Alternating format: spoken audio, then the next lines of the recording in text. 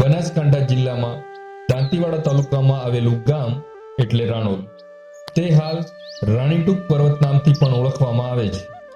અહીં રાણીટુંકમાં આમળેશ્વર મહાદેવ અને મહાકાળી માતાજી વિરાજમાન છે. આ પર્વત અરવલ્લીની ગિરિમાળામાં આવેલું છે. પ્રકૃતિના ખોળે વસેલું રાણીટુંક પર્વત એટલે મિની પાવાગઢ તરીકે પણ ઓળખવામાં આવે છે. આ મંદિર બહુ જ વર્ષો જૂનું પુરાણું મંદિર છે. અહીં પાંડવો પણ આવેલા છે અને મહાદેવના શિવલિંગની સ્થાપના કરી હતી. તો આવો જાણીએ આ મંદિર વિશે અહીંના સ્થાનિક પૂજારી પાસેથી. મારું નામ અમૃતકુમાર આદિત્યરામ ઠાકર. અમે મોનસ ગોત્રી બ્રાહ્મણો છીએ. અમારી 3-4 પેઢીથી અહીંયા પૂજા ચાલે છે. રાણીટુંક આમળેશ્વર મહાદેવનું મંદિર કરણ સંવત 1362થી શિલાલેખ મળેલો છે. હાલ પણ તેઓ મોજૂદ છે. હું આપને શિલાલેખ બતાવું.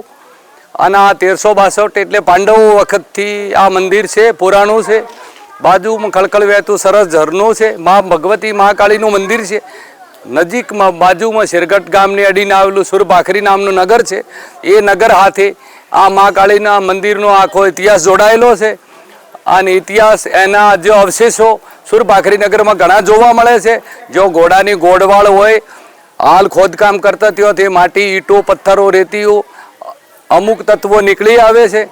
અને આ ઘણું પૌરાણિક અને આહલાદિક માઉન્ટ આબુની અરવલ્લી નગરમાળાની અરવલ્લી પર્વતને જોડતું આ એક સરસ રમણીય સ્થળ છે. આવો મહાદેવના દર્શન કરો. ને પાંડવોના વખતનો મહાદેવ છે. પાંડવો એ બેહારેલા મહાદેવ છે.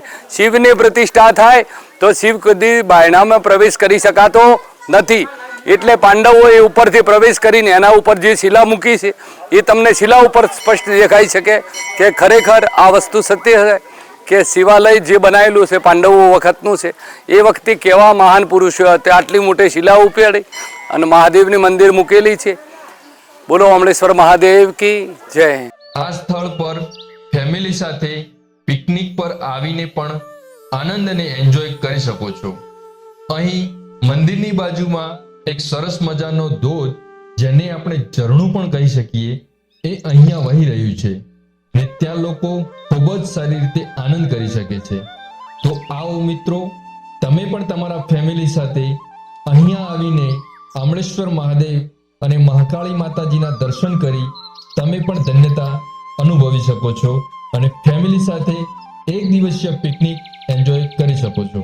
તો મિત્રો, આવા જ નવા વિડીયોને જોવા માટે અમારી YouTube ચેનલ ધ ગુજરાત સફરને સબસ્ક્રાઇબ કરી, લાઈક કરી, વધુમાં વધુ શેર કરો એવી આપ સૌ મિત્રોને અપીલ.